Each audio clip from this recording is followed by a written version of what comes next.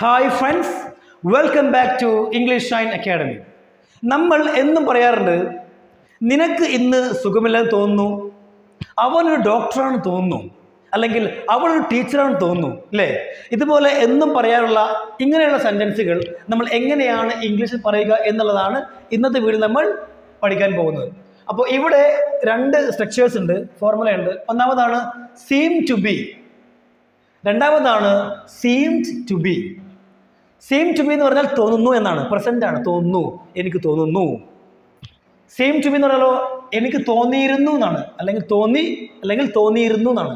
തോന്നി അല്ലെങ്കിൽ തോന്നിയിരുന്നു എന്ന് വെച്ചാൽ സീം ടു ബി എന്ന് പറയുന്ന ഈ ഒരു വേർഡിന്റെ പാസ്റ്റ് ഫോം ആണ് സീം ടു ബി. ഇനി നമുക്ക് ഓരോന്നോരോന്ന് നോക്കാം, എക്സാമ്പിൾ നോക്കാം. ഒന്നാമത്തെ ഉദാഹരണമാണ്, എക്സാമ്പിളാണ്, അവനൊരു ടീച്ചറാണെന്ന് തോന്നുന്നു.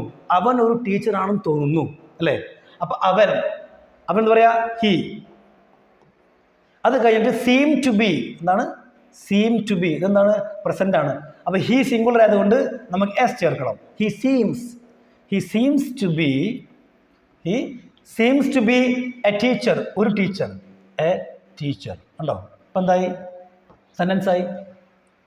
He seems to be a teacher. അവൻ ടീച്ചറാണെന്ന് തോന്നുന്നു. ഇനി രണ്ടാമതാണ്, അവൻ ഭ്രാന്തനാണ് തോന്നുന്നു. അവൻ ഭ്രാന്തനാണെന്ന് തോന്നുന്നു. നമുക്കറിയാം അവൻ, ഹി അല്ലേ, ഹി ചേർത്തു.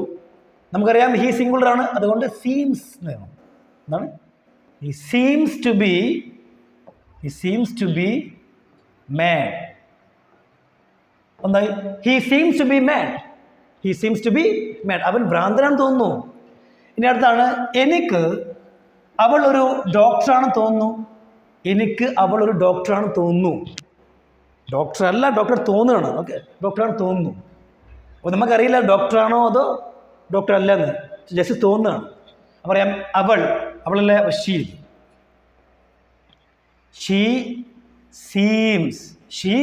Seems to be a doctor. ആർക്കാണ്? എനിക്കത് തോന്നുന്നത്. അപ്പോൾ ഇവിടെ എഴുതണം ടു മീ എഴുതണം, ഫോർ മീ എഴുതരുത്. ഓക്കെ, ഫോർ മീ എഴുതുകയാണെങ്കിൽ തെറ്റാണ്. ടു മീ എന്ന് പറഞ്ഞു കഴിഞ്ഞാൽ ഇൻ മൈ ഒപ്പീനിയൻ എന്നർത്ഥം. എന്താണ് ടു മീ എന്ന് പറഞ്ഞാൽ? In my opinion.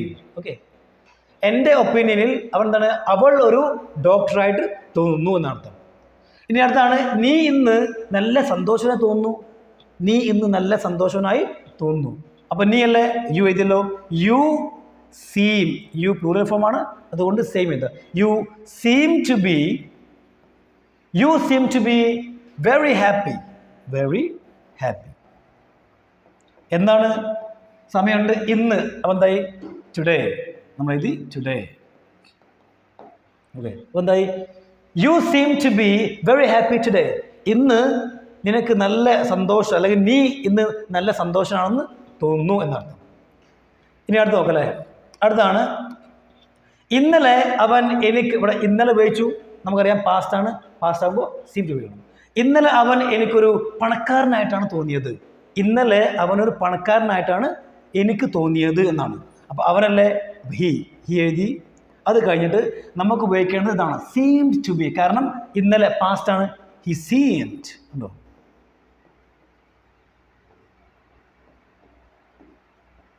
He seemed to B ഒരു പണക്കാരൻ, എ റിച്ച് മാൻ എന്നാണ് ഇന്നലെ.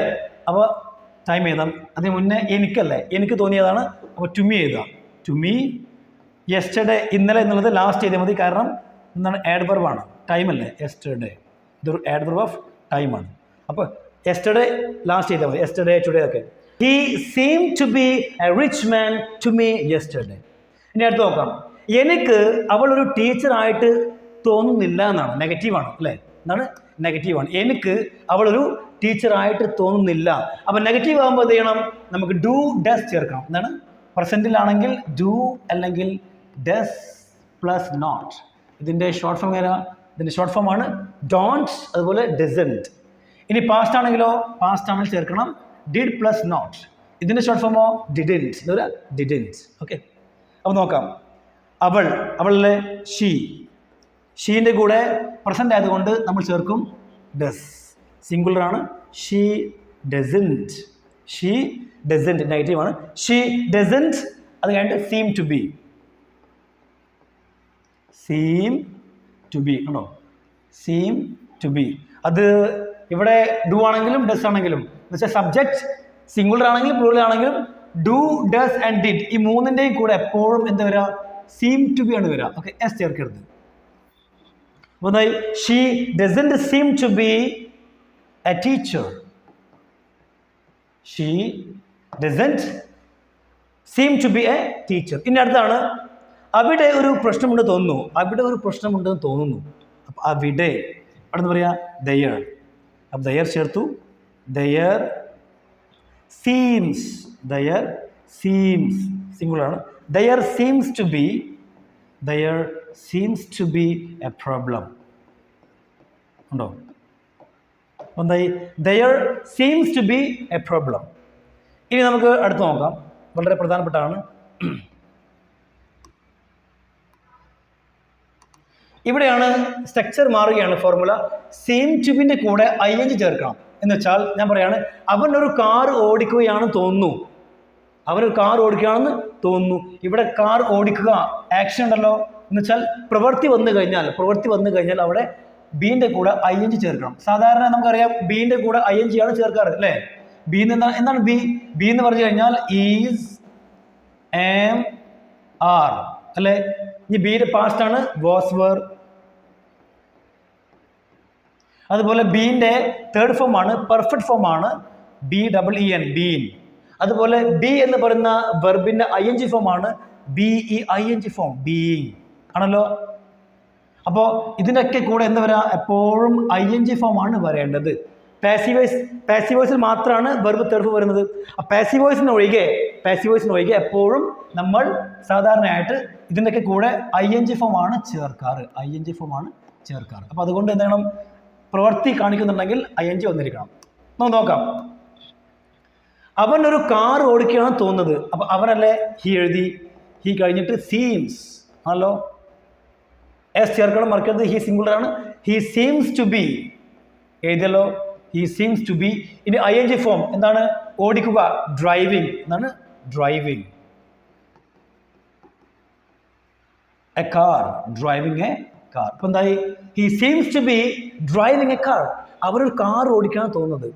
ഇനി അടുത്താണ് 9ാമതാണ്. അവർ എന്തോ കളിച്ചുകൊണ്ടിരിക്കുകയാണെന്ന് തോന്നുന്നു കേട്ടോ. അവർ എന്തോ കളിച്ചുകൊണ്ടിരിക്കുകയാണെന്ന് തോന്നുന്നു. എങ്ങനെയാ? ആദ്യം അവർ, ദേ എന്ന് പറഞ്ഞാൽ അവർ. Seem, they seem to be. കളിക്കുക, പ്ലേ. പ്ലേ എന്ന് എഴുതിയാൽ പോരാ, ing ചേർക്കണം, നിർബന്ധമാണ്. പ്ലേയിങ് കണ്ടോ? They seem to be playing എന്തോ സംതിങ്. അവരെന്തോ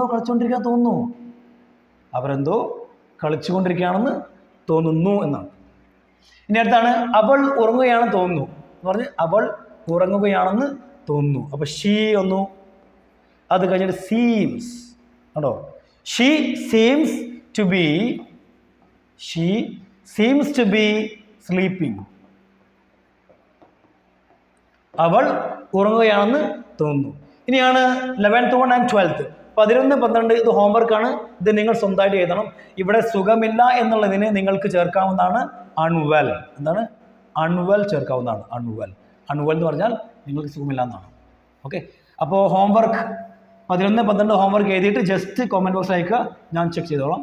അതുപോലെ പ്ലീസ് വീഡിയോ ഷെയർ ചെയ്യാൻ മറക്കരുത്. Okay, thank you everyone.